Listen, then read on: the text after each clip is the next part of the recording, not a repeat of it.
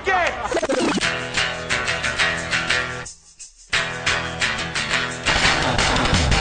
Are we doing this? Really? Wait for it. Are we doing this? Wait for it. Pow! What the fuck? WTF. And it's also, what the fuck? What's wrong with me? It's time for WTF. What the fuck? With Marc Maron. Okay, what the fuckers, what the fuck buddies, what the fucking ears, let's do this. I'm in a car. I'm in San Francisco. I'm driving down Lombard Street towards the Golden Gate Bridge. As you know, I lived here for a couple years, but that's lost time. I have no idea what happened. I remember had coffee, I smoked a lot of pot, did a lot of comedy, and entrenched myself in a relationship that ultimately didn't work out.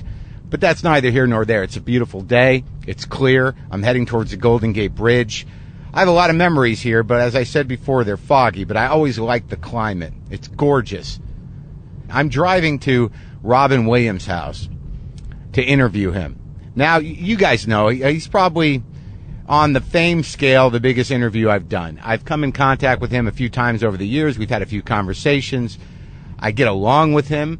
He's a very sweet guy when he sits down and talks. It's very disarming. And it's one of those situations where I have to think about myself. One of those situations. Is there any other kind of situation, Mark? I am guilty of, over the years, dismissing Robin Williams in the sense of, like, I've heard things about him. He stole jokes. I don't know. But the bottom line is, as I get older, I realize this is a man that had the career that really any comic wants. I mean, if you want to look in retrospective, if you want to judge retroactively or try to claim that your judgment isn't bitter, then you can do that. But the bottom line is this guy was the biggest movie star in the world for a long time. He, started as a comic, went to acting school, fine. But the truth of the matter is, by the time he was in his late 20s, 25, 26, 27, whatever that was, he was on a television show that was very popular, and then he parlayed that into an acting career in movies, both serious and comic, which not many people do. And he sustained that career for upwards of 30 years. So there's really no way you can dismiss all of it. And the truth of the matter is that no matter how cynical I may be, resentment plays a part in most of my judgments. And that if I'm going to belittle anyone's career, belittle anyone's talent, 90% of the time, if they're popular, it's driven by resentment or my own self-pity. That's just a reality. I don't like to admit it, but it's true. But the few times I've talked to Robin, he's been incredibly sweet and disarming, and then all of a sudden you're just filled with Robin. You're sitting there and he's talking at you, and you're just excited to have that small an audience with this guy. I have no idea how it's going to go, but I'm a little nervous. Maybe I should look at it that way. Maybe, there's a Golden Gate Bridge. There's no way you can't see that thing from where I am right now and not think it's one of the greatest cities in the world. It's a fucking Golden Gate Bridge. And I'm about to be on it. Driving, not walking sadly to the middle with other intentions. That's a good sign.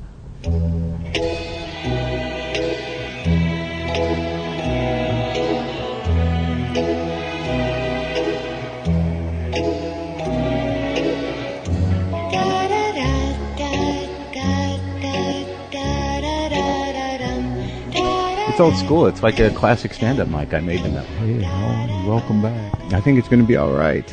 So I appreciate you doing this, and It's fun. I was Thanks nervous. for coming here. I was nervous coming up here.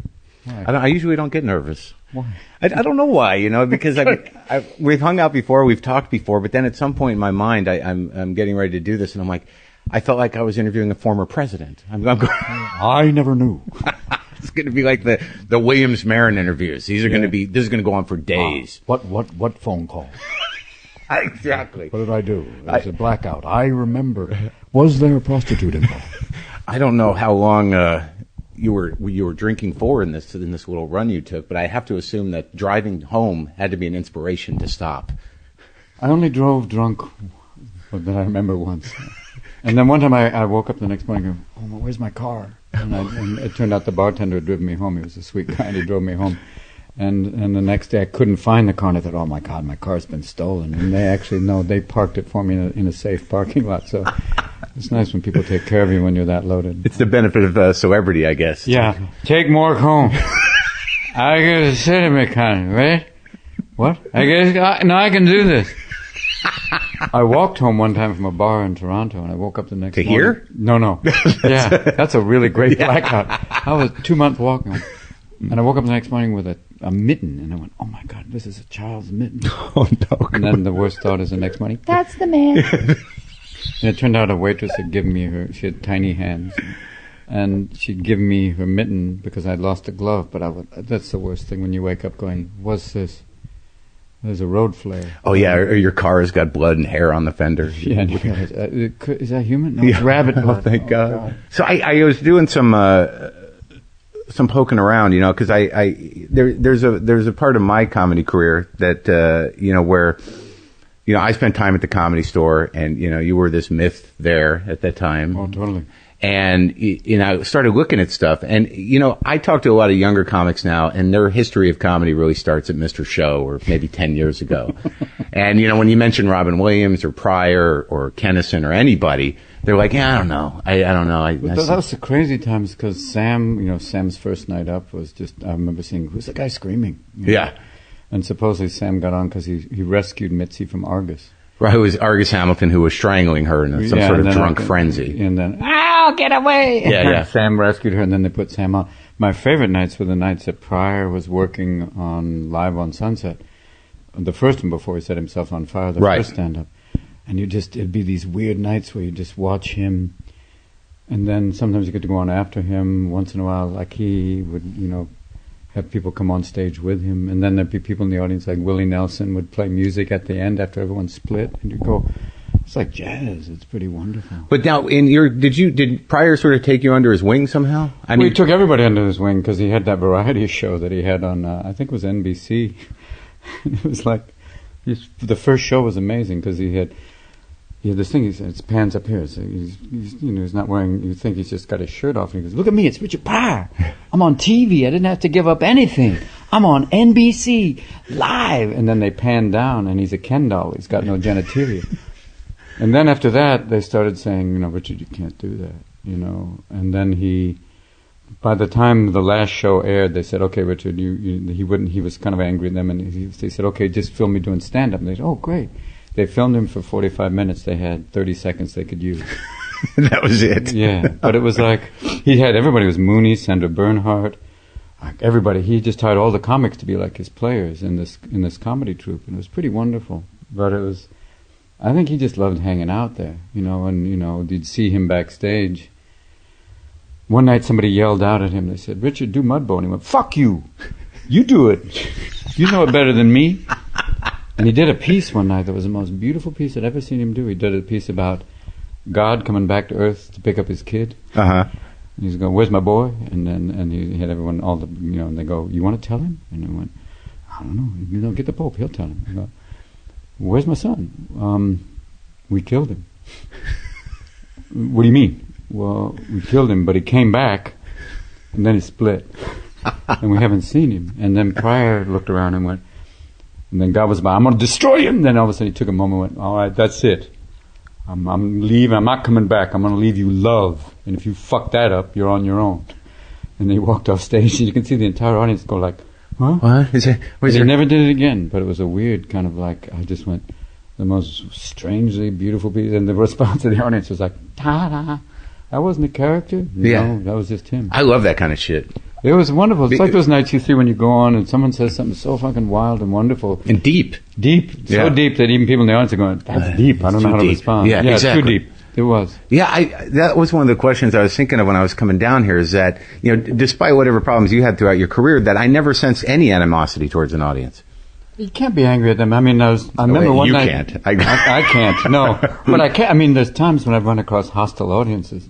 Towards you? Yeah, I mean, but just because they're hostile towards everybody. I mean, right. I remember one audience one night, years ago when I was on stage, they were sending up kamikazes, which was vodka and lime juice. Mm-hmm. And after about the third one, I realized, you want me to get fucked up? And I said it, and they went, yeah! And you want me to crash and burn? Yeah!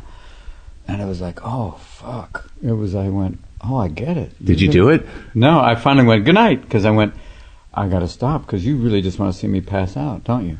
And they would go, fuck yeah. It's that weird, from hanging with Sam, that they crash and burn. That's the way to go. Well, I mean, but that's the way I did it. And that's because I was trying to put into perspective, like, despite my own drug and alcohol problems throughout the years, they never garnered me, any, if I was drunk or fucked up there, I would go after an audience. I would blame them. I would, I would say, I have open shows by saying, what do you fucking want? The worst case of that I saw was Keith Jarrett played recently at the Civic, I guess at the concert hall, Symphony Hall, Davies Symphony Hall. And he's an amazing solo pianist, and he plays his things, but he wants absolute quiet. And if you cough, he literally, after he finishes the piece, he'll go, listen, people don't cough when I play in my studio at home. Can you try? And he called it a failure in concentration. The Japanese don't cough. And then finally, he played this beautiful piece, and it got to a quiet part, and this woman went, and you could see him literally go like this, and then he went up to the mic again to start to tell people, hey, that's not cool. And someone went, just play! And it was like, dance for me, black boy. It was like, and you could see him kind of go, and he walked off. And then he came back out, because he realized, wait a minute, I can't let you win. He could have, because in Italy he told everyone to go fuck themselves. But he walked out on stage and he said, okay, what do you want to hear? And they started yelling requests, and he played some beautiful, like, old standard. And then he played Somewhere Over the Rainbow, this jazz rendition, really beautifully. And at that point, even the hardcore were like, great, I love you. Yeah.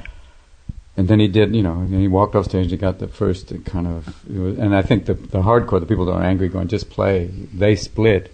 And then he did 5 encores, so by the 5th encore, it was just the people who knew, hey, and they were totally quiet, and it was so beautiful. By the end, he had kind of done the Buddhist thing of rather than tell them to go fuck themselves, he said, what do you want? Like you said. He did what they wanted, and then the hardcore, the nasty, the entitled white people who are now picketing now today, they split, and then what was left was the people go, I get it, we're sharing this experience. But it's like, it's so weird. Well, sometimes you get an audience that's just like the gift, and then other times you get, the audience from hell, I just don't, I don't completely understand the non-angry based comic. Well, I mean, I guess what's hard to say when, you've got like, there's not a lot for me to be angry at, I guess that's true. I guess if when you have like a show, like especially when Marc and Mindy was on, someone told me you used to come out and just, say hi, and people go, ha ha. I go, I haven't said anything funny. That's the scary thing is, there's that kind of, oh, you're famous, you're funny. But the weird thing is, what do you got to be pissed about? It was like that weird thing. I used to joke, and I was 16 before I went to Europe. No, that doesn't sound good.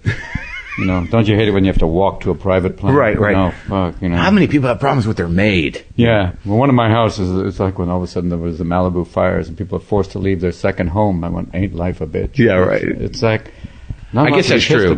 But it's weird, but you can still get angry with, like you said, ignorance or like just drunks. But being angry at a drunk is like bitch slapping a cow. It's not really effective. Yeah. And I guess that's true. I mean, how old were you when you did Mork? I mean, I was about 29, 27, and that was crazy shit.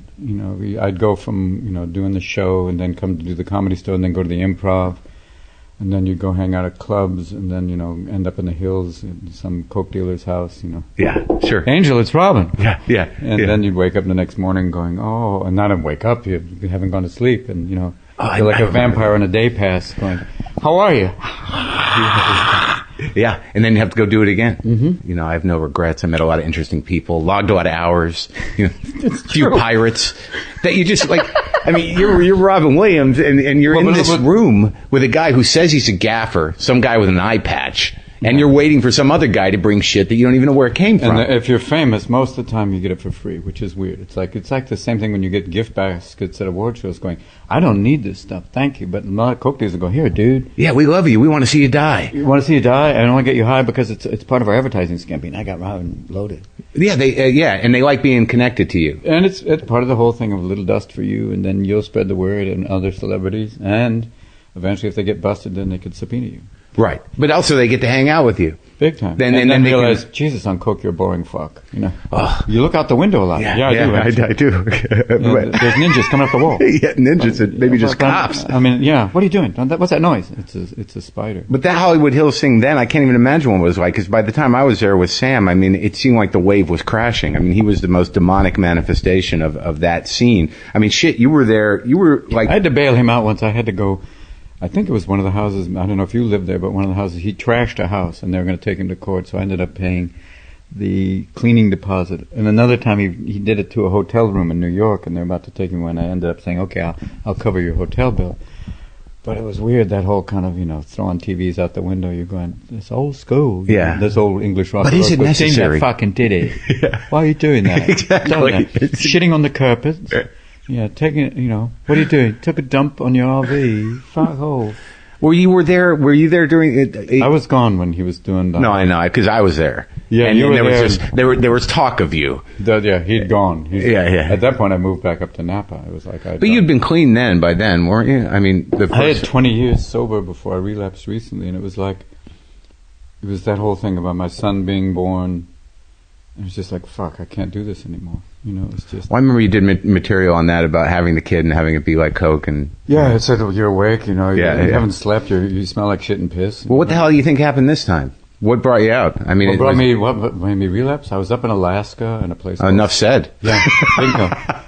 Who's up there? People in witness protection? You can go to a bar and say, I nice could drink. Tooth. Yeah, it's another planet. Oh, yeah, even when I was drinking there, even the bartender went, I thought you were sober. I am. Yeah.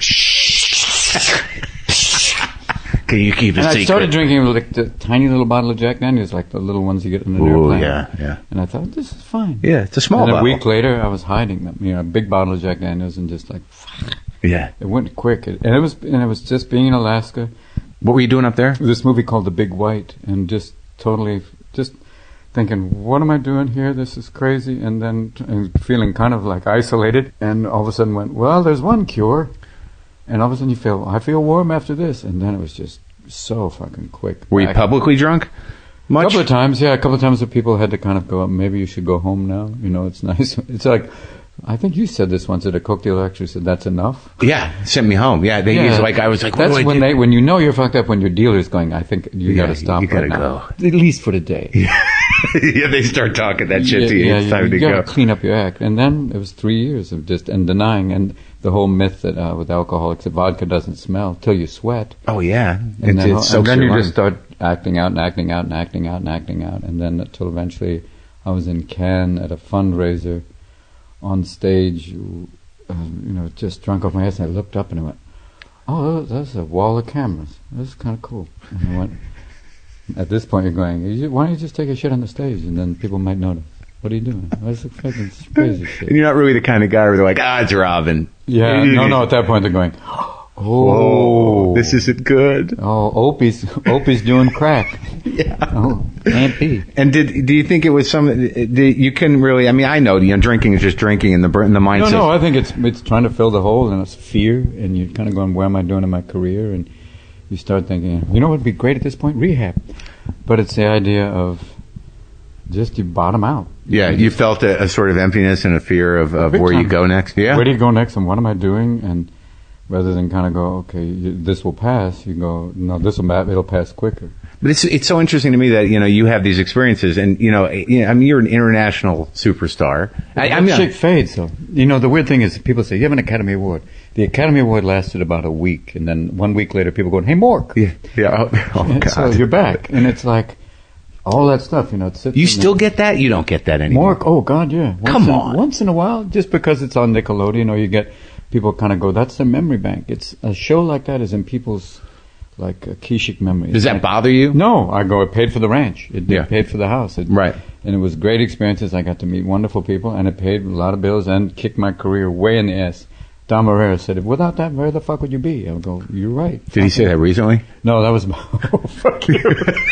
But it's, it was that weird fucking thing of, you have all this stuff, but the weird thing, the only sanity clause, that sounds like a Marx, but hey, I don't believe in a sanity clause. The idea is going on stage is the one salvation. Now, how long did you stay away from stand-up? I mean, you never really... I mean, it would come and go. It became, after the 2002 tour came after 9/11. It was literally, we were doing this Mark Twain Award in Washington, and it was I think almost a month after 9/11, and people were kind of going, you could see that there was this almost like lifting a siege, and you went, oh Jesus, man, it is good to get back out and do this shit, Oh yeah, I mean, I saw you at Stand Up New York a couple of times. That's why I love going on there. And it's a very small place, or at the Comedy Cellar. And like, I mean, your desire to connect and your style, like you were saying before, there's this weird thrill where the people, they see you get to take the stage. But then the thrill wears off, and then you got to find stuff. And then, you got to get in it. Yeah, and we were talking about that before at the Comedy Cellar, that the honesty, where you're at your point in your life now, where you're at the age you're at now and you're having the experiences you're at now, I mean, it takes some balls to really deal with that stuff. To deal with it, I mean, I'm not to the point where Pryor could talk about it and so fucking deep that, But that's your inspiration? Yeah, my inspiration, and what the people I see doing. I mean, you talk about, honestly, Chris Rock.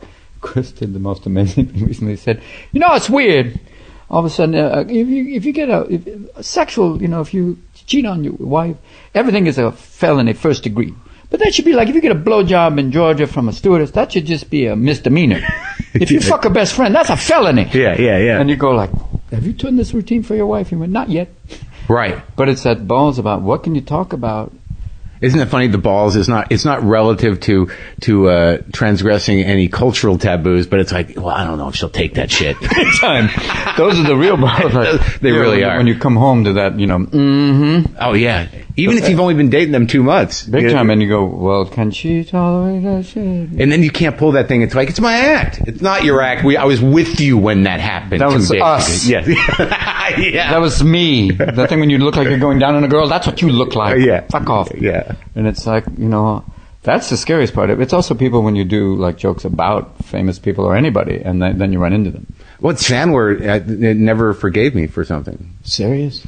Kinda. I mean, I did this joke where I used as a descriptive, like I mocked Adam Sandler fans. And then I run into him at the Improv one night, and he's like, I hear you're talking about me. And I'm like, yeah, I did on television. And he's gotta like, get over it. Yeah, he's like, what's your problem?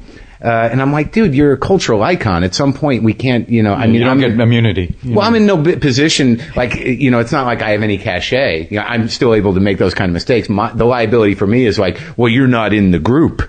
You will be famous. Excluded. Yeah, and or also that you'll never get in now, you fuck. But that's all right. Get in. Do you want in? No. Like Groucho Marx said, do you want to be a member of a club that would have you as a member? No. It's a fucking frightening thing. I mean, one time I was doing this thing, it was a benign impression of Stallone, as being monosyllabic. And Billy Crystal leaned over and went, he's here. And I went, hi! Yeah. And then you gotta go, then you gotta deal with it. How did he deal with it? He was funny. It's not that, he's not saying like what Bobcat said, that during the Vietnam War he was teaching gym to Swiss schoolgirls.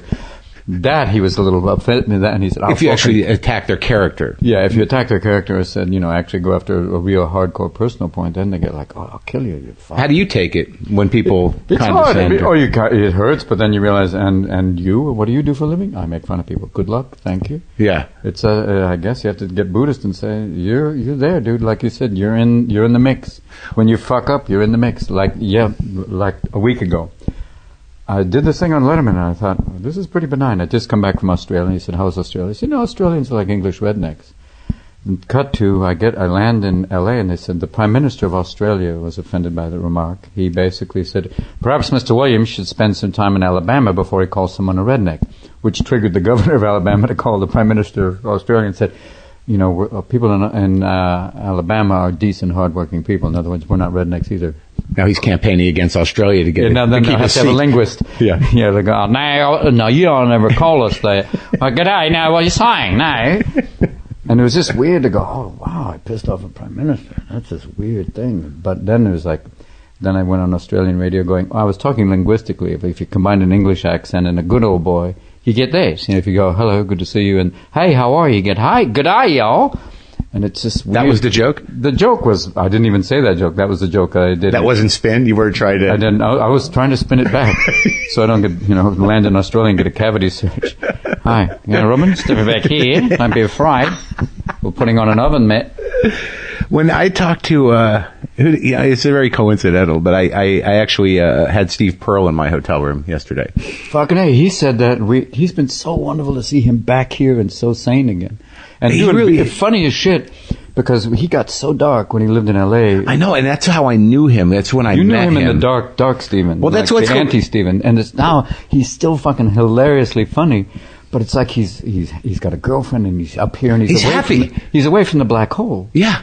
And the black hole in himself seems to have filled in a little bit. Big time. He's happy. Chipper and it's like sparky. But he's still like, he does the same. I'll tell you right now, Wizard. Yeah. And he does all these, and he's like, you see him at the Throckmorton, and he's like, he kicks ass. And I was just going. Is he killing? Killing. Well, that was the interesting thing, because, like, you know, in the San Francisco, like, I get a lot of comedy nerds that listen to this show, and they're sort of an elite bunch, some of them. That must be a weird group. Well, they are weird. Just this side of comic people. Well, exactly, but they've sort of latched on. I think it started, you know with Mr. Show, with Bob and Dave, and they, you know, there's a sort of intelligentsia element to it. People who know, I've found, and they also think people like finding, you know, young comics or they find niche comics that they go, I found this guy, no one knows about. Well, that's what it is. There's a whole community around that. Like, you performed at the UCB, I think, a couple of times. Oh, my favorite. Yeah, and that's sort of like, you know, ground zero of that's that. Ground zero for weird, strange, like kicking it comedy. Well, that's like the analogy I was trying to make and trying to talk to Pearl when I could talk to him. You know, when I was.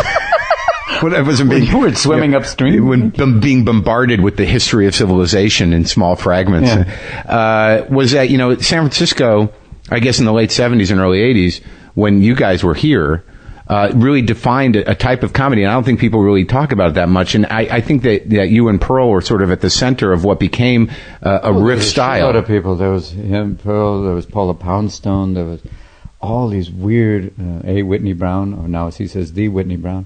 There's all the, and Dana Carvey and a lot of, because it had weird clubs. Bobby Slayton. The Jews, old Jews. Yeah. Jews and Chinese. It's Godzilla versus. The battle of the ancient cultures. Give me the Mo. I want the Mo.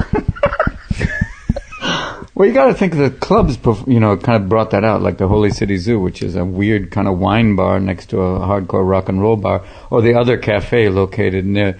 The streetcars are going by. All of a sudden, you'd be doing a show, and ding ding, and then you'd see the weird people getting off, and it was that, the other cafe, some Cobb's when it was down in the marina, weird clubs that kind of brought out weird styles. And it seemed like the community in San Francisco sort of indulged your indulgence. Totally.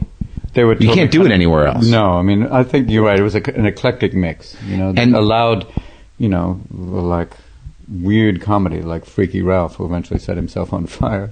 To close? No, to end his life. Oh, no. Close. Yeah, that's the ultimate closer. But seriously, I'll be here till 5 minutes from now. God, man, you're killing yourself. Oh, shit. Fuck. Yeah, to close, only a comic would go to close. How did you see the first and second show? It's not an opener. Oh, God. So the style that you, like... Mine was just based on the fact that I didn't use a mic.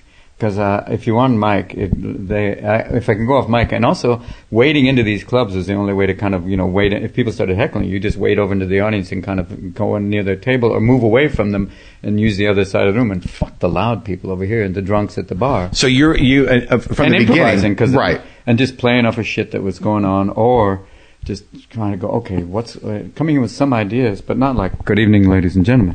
One of the great strange performers at that time was Jeremy Kramer. There's an eclectic name. That Jeremy would go on and just do loud, wonderful characters. He was like the West Coast Gilbert Gottfried. Right. And he would be like, loud! Yeah. Hi, everybody! Yeah. And he would do, you know, weird, kind of wonderful, strange characters that literally, if people would love him or drive people out of the room, there was no middle ground. Well, there was some integrity to that at a certain point in time that Big if people time. left. You know, but when Gilbert would do the entire rock opera of Tommy as Jerry Lewis, that's a ballsy move till he'd empty the room and the only person left was Larry David. Yeah. You know, that's when you go, that's commitment. Yeah, and I think that there's still something to be said for that. You don't see people with that much balls anymore. I think it does take a certain amount of balls to cut that type of territory on stage. Cut that type of territory and realize, or like Lenny Schultz in the middle of one time, and this is the strangest name in comedy, you know, giant Lenny, steroid pumped up Lenny, on stage doing a children's showcase for Nickelodeon. Uh-huh. And at one point he realizes this isn't going well, and then he pulls out a double-headed dildo. How's this for your fucking kids? And then starts playing turkey in the straw with a double-headed dildo and going, oh, this is when you go... That's comedy. That's comedy. Yeah, that's the real stuff. That's the business, my boy. Well, that's interesting, though. So you come out of Juilliard doing it, you did stand up. I left school, I fell in love with this girl. Did you finish? No, I didn't finish. They even wanted me to finish, and they kept saying, come back. And I went... I fell in love with this girl, moved back here, couldn't find acting work, and one day went, there's a weird comedy workshop. And, you know, because I'd done a lot of... What year are we talking? probably 76. Yeah, 3 years at Juilliard, probably maybe even 75. And just doing this comedy workshop in the basement of the Intersection Coffee House. And then all of a sudden, they had a night of lesbian poetry and stand-up comedy, which is a great audience to begin with. Sure. Because they're going to like you just being a man. A man, yeah. There's going to be a lot of love there. Yeah. Big male penis violence. But it was weird, and starting with that, and then this weird kind of comedy thing of a lot like the Zoo had one night of comedy. And a lot of clubs at that time were kind of going, we'll try a night of comedy. Whereas in the 80s, every disco, every other club had a comedy night. But I think that whole no mic thing really defines, still that, because when I go off mic, the control you have of a room changes dramatically. Totally. People are forced to kind of go, what? Yeah, they're like, take it in. And so you were able to sort of like, But I know guys who do that, who really, that's why when I do stand-up, I use a wireless mic. This is hard for me to go, okay, good evening, thanks. And it seemed to me almost old school to go, hi everybody, nice to be here. Holding the mic. And when I've had to go do clubs where I leave it in the stand and kind of come and go to it. It's almost like, come back, point of reference, come back. But it was also the thing, I gotta move, a moving target, literally. And you still put it out there, man. I mean, you gotta. For me, and the reason, like when we go on at the Comedy Cellar, it's therapy. It's a relief from that shit, like you said, of this weird thing of this celebrity and all that other crazy shit, where you can go on stage, and especially like you go on stage late, and like you said with an audience, it's kind of especially, I don't know. There's certain audiences where they go, okay, so it's something new, right? And they're a little beaten up. If you go on late, and it's half a house. They're beaten up, and then they're going. And then if you find something new, it's new. Then it's new and also different, or really honest, or really, like you said, deep, or just fucking crazy shit. But I think the personal truth, becomes more daunting. To me, yeah, for me, it's a difficult thing to do. Well, it's like if you want to, pontificate or take a soapbox, which I've done plenty of in my life, and I'm just at this point, and I'm a little younger than you, where it seems to me that the real risk, the one thing that all of us share, is that existential, fear, that, the panic of, what does it really all fucking mean? Big time. What do we do with this anger? And what do you do with the anger? And what do you do with beneath the anger is the fear? Like you said, what's the fear? Yeah. And I think about that. And you talk about it to a 20-something, and they're going, because they're like immune at that point. Well, yeah, I do a bit about how like I've gotten old enough to resent people for being young. Like, and I'll ask someone in the audience, how old are you? And if they go like 22, I go, fuck you. You're 22. You think you got life by the balls. And I tell them, I say, you do have life by the balls. But what you don't realize is that the cock of life is planted firmly in your ass. And you're just helping it along. And they don't really know what to do with that, because there's no way they can... They can't fathom that. Well, I do the podcast. You know who can fathom it? There's this, I get emails from 14 to 18-year-old guys saying, I really understand where you're at, the frustration, all this stuff. And then when they get about 20, 20 to 35, which is the prime demographic, I got nothing for them. But, 14 to 18-year-old kids, they understand the fear and the pain and everything else. And then the cocky time comes. And then when you get in your mid-30s, they're like, oh, now I get it. So I've alienated the only profitable demographic. I'm very clever like that. You're basically 18 to 25, nothing. Fuck off. Yeah. That's why when they talk about Twitter to me, I go, Twitter, why would I... Twitter, the next step for me is stalker. I'm having lunch. I know. Yeah. I might know the table near you. Well, there's a website where they say, where people are twittering so much that, for criminals, they're like, well, he's not home. He just told us he wasn't home. And they talked about it in the news and went, great. Even now you're giving them even more of a clue. What the fuck? Like, yeah, look, I'm having lunch. Yes, so fucking A. Yeah, we're at your house. Yeah. Thanks for the stuff. Yeah, and your dog is not here. So, well, how do you now? Like I noticed, now with the last one, the weapons of mass self-destruction, was that what it was? Yeah. That you are taking, more risks than you have before with your own life and yourself. But it's also, it's that weird thing of still talking kind of in general terms versus hardcore specific terms, which is like that thing that you leave either for. At one point, I had a therapist go, "Are you comfortable talking about this?" I went, "Maybe." It's that idea of. Like I told you with Chris, he was talking about stuff, I went, wow, would that I had the balls, But at the time I was in the middle of a divorce, you're going, not good. Initially I was going to call the tour, Remember the Alimony, and they went, maybe not. Yeah. Not until we get the paper signed. You're not paying alimony, number one. Number two, not profitable. And the idea of... Well, that's bitter. There's a line where... Yeah, I mean, someone said recently that they saw John Cleese, who was going through this divorce, and he was on stage, and he was so angry that the audience at one point were almost like, stop, Right, because bitterness is not, I tried to sell it for a long time, and it's really just amplified self-pity. Totally. And it reads that way. And people kind of go, I get it, but you move on, you know. Right, like, that's the weird thing about people, is that, you know... they're going, if you can talk, it's that old acting thing. The more personal you make it, the more specific you make it, the more people will relate to you. Because they'll go, as personal as you think it is, there's a lot of people going, I feel that. Well, that's where you get them, but you know where to get that in comedy is a little trickier. Yeah, because you walk over that line and going, I feel this, and I want to burn, and you go, no, we don't feel that. You know? Right, exactly. Or they go, don't share that part. Well, then you have to accept that idea that where they can, where either they laugh with you or they laugh at you. At some point, you have to be comfortable if they're laughing you're comfortable at you. with either one, laughing at you. Can you tolerate that? And that's maybe sometimes where I go, oh, go. The insecure part goes, no. What are you afraid will happen? I guess it's that fear of you'll recognize that they're, as you know, well, how insecure are we really? Yeah. How desperately insecure that made us do this for a living. Well, I went to your IMDb page, and over the 25 years of appearance changes, I think that they big time going, why the beard? You have a beard. You're fat. You're thin. You're thin. You're light. You're blonde hair. You're bald. It's that weird thing. But those are a lot of times for characters. But it's the idea of at what point, what level of acceptance, like you said, and look what we do for a living in terms of stand-up. You get to do stuff that if you did it, just on the street, people go, that man. Yeah. He talked about his penis to me openly. Right. And you're going, but you're doing it in a club, all of a sudden there's license to thrill, that old thing, you can do this stuff.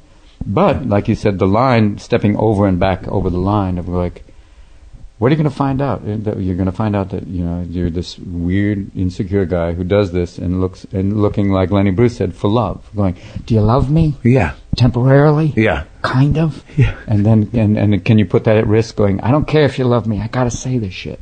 And that's where I guess sometimes you go, is that an artist? Or is it a sociopath? Yeah. Or a psychopath who doesn't Well, give let's a not fuck. make labels. Let's not call, I'm not going to label him. In fact, he stabbed that penman. But He's genius, He did genius. He's a good man. That's What's his name? Buddy Hitler. Yeah, that's the Norman Mailer school. He can write that guy. Who cares if he kills him later? God bless him. Yeah. But do you find that do you really feel like when you grew up, because like my relationship with my parents sort of defined, who I am. And it Mine was too. But like were your parents absent? No. My father, when I was young, he was off. He was a vice president of Lincoln Mercury, so like a sales division. So he was all over the Midwest. He'd come back, and I know he'd come back because all of a sudden there'd be like this new corgi toy. He'd be like, I brought you back a little, like a thing. It was like, cool. You were only child? Yeah. And I have two half-brothers. One I found out later on. For a long time they told me he was my cousin. It's a bit like Nicholson going, Lauren's your cousin. Then when I got to be 12, I went, no, actually he's your half-brother. It's like, I felt like Nichols should walk in, what is it? Is your brother or your cousin? And then, my mother, very, very, really funny, terminal optimist. Everything is wonderful, beautiful. My father is, the hardcore pessimist, I asked when I told him I wanted to be an actor, he said, great, have a backup profession like welding. But it was like, between the two of them, I got this weird kind of, not cynical, but hyper-realism and this hyper-optimism of my mother, of like, everything is rainbows and beauty. And a bit like Tom Cruise, all you need is vitamins and exercise. And then you'll be fine. Right. Even when I'm addicted to Coke, we can get you through that. That's vitamins. Yeah. Vitamin C. Yeah. Colombian calcium. But it was like, between the two of them, you get this weird desire to connect with her using kind of comedy and entertainment. And, and my father about, look at the world realistically, be hardcore, that pony's going to shit sometime. I guess there was this old, I don't know who said this years ago, your mother knows how to push your buttons because she installed them. Right. And I used to have this pillow that my mother saw that said, if it's not one thing, it's your mother. And she was, what does that mean? I went, I don't know, Mom. Yeah. What do you want it to mean? See, them or the wife, someone's going to, Someone's going to get like, oh. So because it seems like you're back on the scene, doing stand-up regularly. Yeah. And you've got the big, how do you deal with the bitterness of your peers and what they direct at you? Because, things are said in the community. Yeah, I mean, a lot of it's old school and a lot of it's true from the way past. But, I don't hang out in the community. I mean, the community up here is pretty mild compared to down there. I mean, in New York, I feel safe. LA, I get kind of like, oh, what about the whole, I'd be remiss if I didn't address it because it's something that I want to talk to you about. And it's something I hear all the time. And I think it's demeaning, this whole stealing issue. I think in the old days it was, if you hang out in comedy clubs, when I was doing almost 24/7, you hear things, and then if you're improvising, you all of a sudden you repeat it going, oh shit. Right, that's the way your brain works. My brain was working that way. And now I literally had to go through a period where I'm not going to hang out anymore. I can't, because I don't want to get into that thing. And I was also like the bank of comedy, went, oh shit, here you go, here's money, I'm sorry. I didn't know that, oh shit, I'm sorry. Is that how you dealt with it? I just paid shitloads of cash. I was just like, here you go, I'm sorry. And then after a while, I bought that line already, I'm sorry. And then they have to pay again. I went, oh, fuck, I'm sorry. So just guys who would come up to you and say... Well, I do that. And I would go, but so does everybody. Right. It's like, there's other stuff that's common material. And sure. There's other things that go, fuck, you're right. I'm sorry, I heard that. And then it was like, okay. And then I went, I can't hang out in here anymore. And then it took literally going, when I go here to the Throckmorton, I'll see friends and I can hang out like with Overton. Sure. Or you see Steven and all these other guys, and it's like, oh, cool, I'm okay. That's why it's kind of like living up here. I don't worry about it. In New York, I can go on and hang out upstairs in the restaurant and then go on stage. I don't want to sit down and watch comics all the time. But in the old days, there was that whole thing about just going from club to club to club. It's one of mine, yeah. There were a lot of people that was like, you would say like there were styles, and you're like, but he's doing him. I go, yeah, it's Sandra Berthart's doing Taylor Negron. Yes. You go like at that point you're going, look at the blending. Well, that behind every genius there's a guy going, he stole my soul. Fucking A. But it's that whole thing of what's the bitterness versus do you want to hang out, do you engage it? And you say, what's the truth of it? Yeah, I know the truth of the old days, but now it's like, I don't hang, so I don't know. Well, that's the weirdest thing is that like there's this idea that when you have show business, which is just a community of bitter people aspiring to something, and they're children because what they're aspiring to is ridiculous. And I mean, you've had a tremendous career for a lot of reasons, but there's a lot of people that that they go to Hollywood. I used to do a line where I said it took me years to realize Hollywood wasn't my parents. That you go looking for approval. Well, yeah, just like I'm here. Where's my trailer? And I think that the bitterness that when people dismiss somebody who's had a career, as big and huge as yours, that the idea that if he didn't take that one joke, he wouldn't be Robin Williams. I mean, it's ridiculous. I mean, you look at someone like Pryor, who literally did Cosby for the first 2 years of his life. Before the auteur theory of comedy happened in the late 50s, where comics actually owned their point of view, I mean, it was what people did. I mean, the Borscht Belt guys were like, are you doing that bit about the uncle tonight? Yeah. Can I do it? All right. I'm open for you. And it was interchangeable. It's also the idea of, common ground when you say, when there's certain fucking subjects you go, are you talking about the president? Fuck, I talk about the president. Well, yeah, well, there's a difference between but a joke, you can get why it's a crafted thing going, if someone does a joke. Right. But then there's also jokes that are so fucking public domain. That's right, public domain just happens. Yeah. How can everyone not? There's 10,000 comedians, we're all drawing from the same reality pool, give or take. You go like, okay, you got the Olympic joke. Of course. Yeah, you gotta stop masturbating. Why? Because I'm trying to examine you. It's like these things. But then, the truly unique guys don't give a fuck. Sure, they're just like, well, I won't do it anymore. But no one ever accused Andy, Kaufman, because he was so strange that, right. Just going, he's a genius. And went, yeah, fucking A. What were did you know him well? Yeah, I mean, I was talking to someone the other day. I only had one conversation with Andy where he wasn't talking to me as a character. And I went. And what was that like? Were you concerned? Not at all. He just went, "Hi, Robin. How are you?" I went, "Good, Andy. How are you?" "Really good. I'm just here buying something." It was at some health food store. And then by the end of the conversation, slowly but surely, he went back to this, and I went, "Okay, I'll see you. Take care." And that was that. Yeah. What were some of the most powerful moments, for you in either in movies or just with people? Like, I know, I mean, you've worked with everybody. Where you were like, that's who this guy is. Like, I never, like De Niro or Pacino or Pryor or any of those. There's a great moment with De Niro. We're shooting Awakenings, and we're doing a scene where I'm taking him to the Bronx. He's on the medication, and we're taking him in a car in the Bronx for the first time out of the hospital. We do one take, and I'm driving around for another setup, and all of a sudden this old black wino sees him in the front seat and yells out, "Hey, Bobby, you still like black pussy?"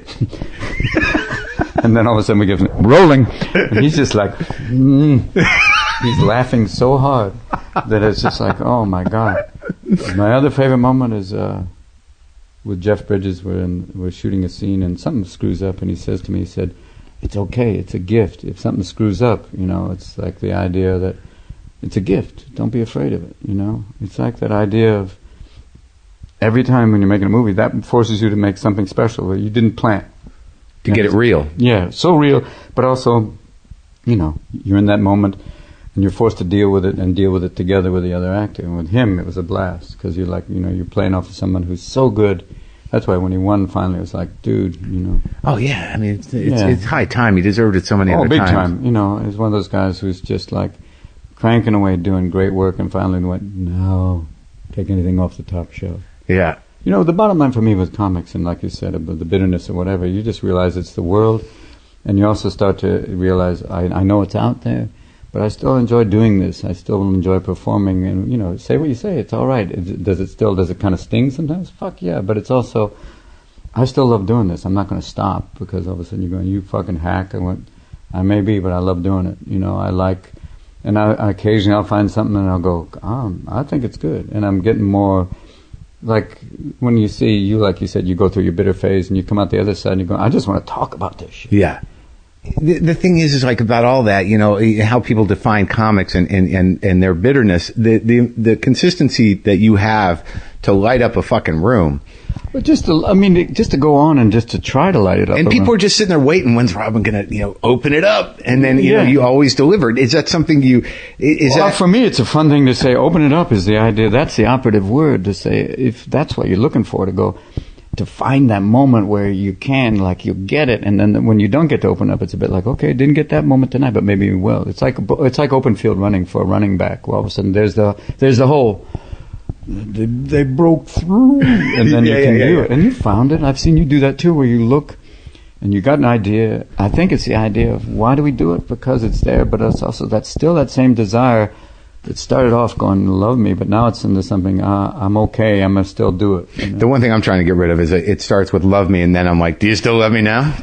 Well, I love you said the thing about old Jesus, if he'd lived. Oh yeah, bitter Jesus. Bitter Jesus in the water up to his ankles. I used to be able to walk. Well, but it's like an amazing gift that I don't really, like when people talk about stand-up, like, I don't know where it comes from. I don't know where the jokes come from. I don't know how I stand up there and get the laughs. It's the weird thing of when it comes from that place you don't know.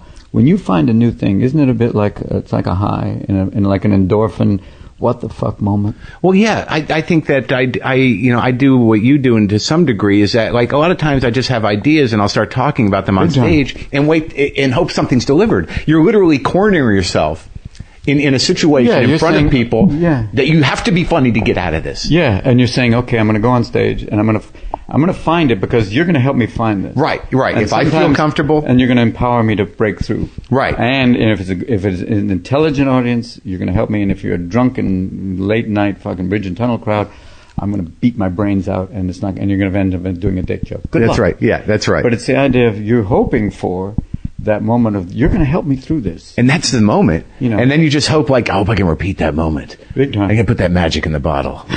How the fuck do I do that again? I'll be back. Yeah. I can find myself. So are you happy? You're all right? Are you all right? Yeah, really. I mean... divorce done? Done, and, dealt with, I think as much love as we can do with that situation, and being around her, being around my kids is really much more like, I love you guys. I live separately, but I'm okay. How old are your kids? 28 now, 21 almost, and 18.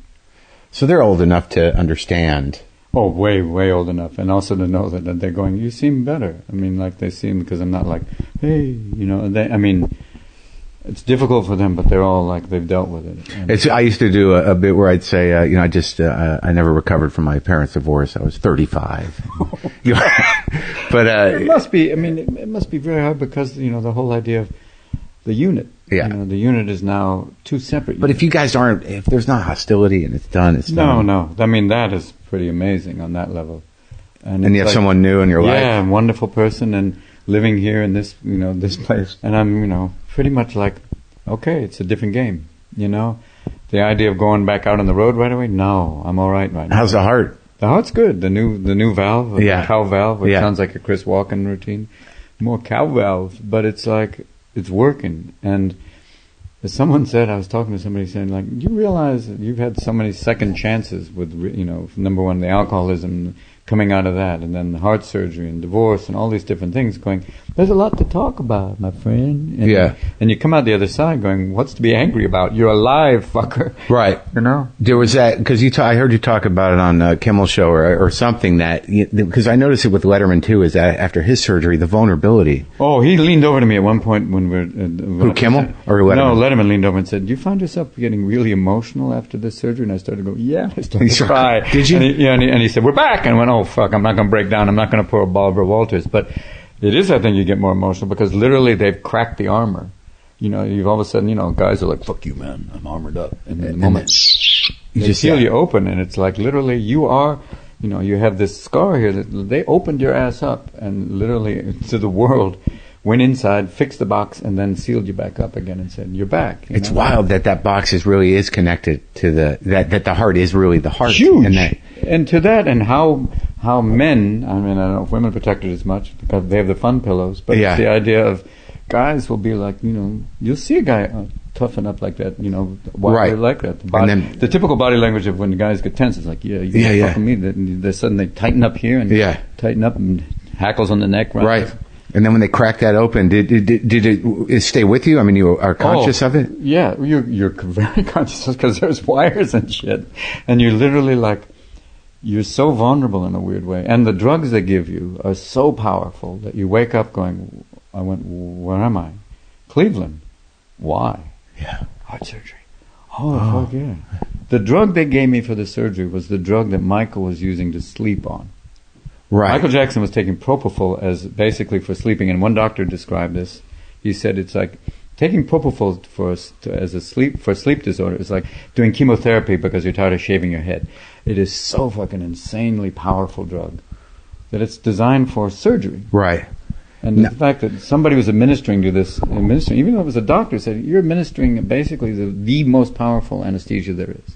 Now, did you, before the heart surgery, were you somebody that was hung up on that? The mortality element? Oh, no. I went, they found it. I didn't go in going, yeah, you do. They said, what are the odds? I knew with the doctor I picked that the odds are really great.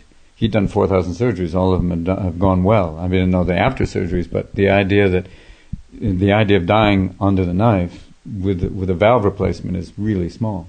But is it there? You go, is it a possibility? Everybody around me was like, oh, God. I made the choice. Once you make the choice, you've gone like, I'm in. This is going to be better because right now I'm flapping in the wind, And the idea of, if you didn't have the surgery, then you really are playing dice, So, but before you had the heart problem, I mean, you don't seem to me someone who's morbidly fascinated or hung up on death. No, I mean, that's weird. I mean, when I was drinking, there was only one time, even for a moment, where I thought, oh, fuck life. And I went like, then even my conscious brain went, did you honestly just say fuck life? I went, you have a pretty good life as it is right now. Have you noticed the 2 houses? Yes. Have you noticed the girlfriend? Yes. Have you noticed that, things are pretty good, even though you may not be working right now? Yes. Okay, let's put the suicide over here on discussable. Let's leave that over here in the discussion area. We'll talk about that. First of all, you don't have the balls to do it. I'm not going to say it out loud. I mean, have you thought about buying a gun? No. What were you going to do? Cut your wrist with a water pick? Maybe. So that's erosion. What are you thinking about that? So, can I put this over here in the what the fuck category? Yes, let's put that over here in what the fuck. Because, can I ask you what you're doing right now? You're sitting naked in a hotel room with a bottle of Jack Daniels? Yes. Is this maybe influencing your decision? Possibly. Okay, we're going to put that over here, and tomorrow morning, and who's that in the bed there? I don't know. Okay, well, don't discuss this with her, because she may tweet it, okay? This may not be good. Let's put that over here in the what the fuck category. We're going to put that over here, possibly for therapy, if you want to talk about that in therapy, or maybe a podcast 2 years from now. You want to talk about it in the podcast? No, I feel safe. You're talking about it in the podcast? I know. Who is this? It's your conscience, asshole. Oh, okay. So, have you ever thought about it since then? No. During the surgery, were you thinking about death? No. Why? Because you just were thinking everything's going to be fine. Was that your mother talking? Maybe. She was a Christian Scientist who had plastic surgery. Wow. Is that a mixed message? Yeah, that is. Okay. We're going to go back to the podcast now because Mark's sitting here, but we're talking now. It's going to be, I know I feel like golf commentary, but, look, Tiger's back. Tiger's playing. Tiger's doing well. I was hoping that some of the tweets would have golf metaphors like, choke up rather than choke, or like, I'm gonna hold you down and putt from the rough. No, he didn't say that, It's all good. We're back. Thank you. That was wonderful. Thank you. It's a nice interval. A nice interval about discussions of death. It's very freeing. Thank you. Yeah, but I guess it's a little, you've had all this stuff and that there really is a certain degree of like, it doesn't matter. Big time. It just doesn't matter. That's the kind of the freedom, the ultimate freedom of letting go in a weird way. Like when you talked about all the stuff, the shit that they say about you. And I know it's out there, and it used to be, it would immobilize me. And now it would hurt your feelings. Oh, it hurts everything. You just kind of go, well, I shouldn't perform. Then going, no, you love performing. Go out and perform. People will say good things. People will say bad things. It's the nature of the world. It's like it's like Tina Fey once said, if you're ever feeling really good about yourself, there's this thing called the internet. Now, at this point in your life, going on stage, being around people you have a good time with, and seeing people like Pearl, seeing people like Overton, and hanging out with friends, and you go, oh God, and hanging with you, even when we're at the Comedy Cellar, going upstairs and just riffing, go, that's worth it to me more than worrying about, oh, how am I doing? I got the gig. I remember one night sitting with Rodney Dangerfield, and he was I think he was doing blow, but he was going, I'm sweating. I don't know why I'm sweating. I own the club. It's weird. It's crazy. And he said, Robin, when you look in the mirror, how can you say you look normal? And at that point, he had like a weird kind of afro, kind of a Jew-fro thing going on. Rodney, I don't know. Don't tell me it's weird. Yeah. Joe says I'm a celebrity. My dog's looking at me, and Joe Answer said, because you're a celebrity, Rodney. But it's that weird thing of you got the gig at this point. I mean, all that other stuff is like... And you live like a person up here. I mean, like... You live like up here because there's no... there's this idea that celebrities, there is a rarefied air to it because you guys can't hang out with everybody. You can't... But you up here, up and living in Marin, which is kind of like, north of San Francisco, is like...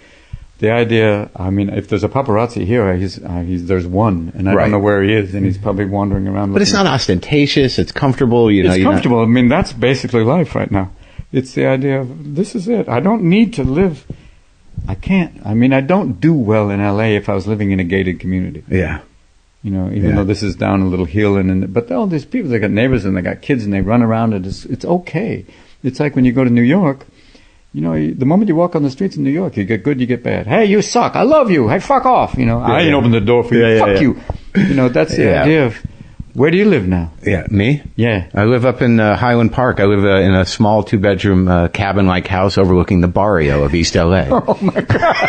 Oh, my God. And it depends how I want people to experience the ride over. If I want them to experience Juarez, I say come down York. If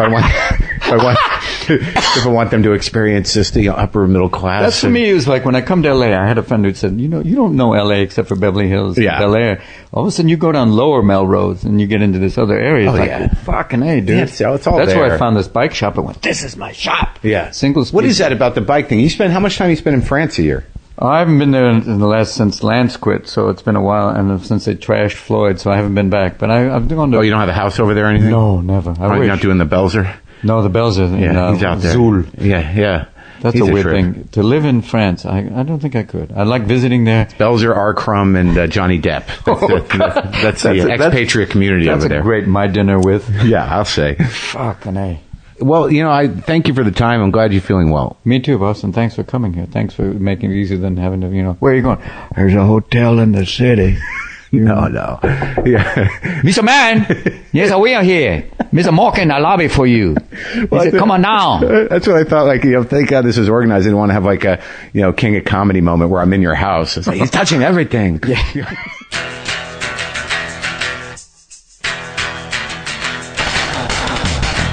Take care with the fuckers, and just remember, if you want anything WTF related, go to WTFpod.com, get some justcoffee.coop, go to punchlinemagazine.com for all your up-to-date comedy news, like about me interviewing Robin Williams, for instance. That should be there. Try to accept yourselves. It ain't that bad. It's pretty good, actually. It's really fucking good, given that we don't know the alternative. Kind of morose ending. I need to eat.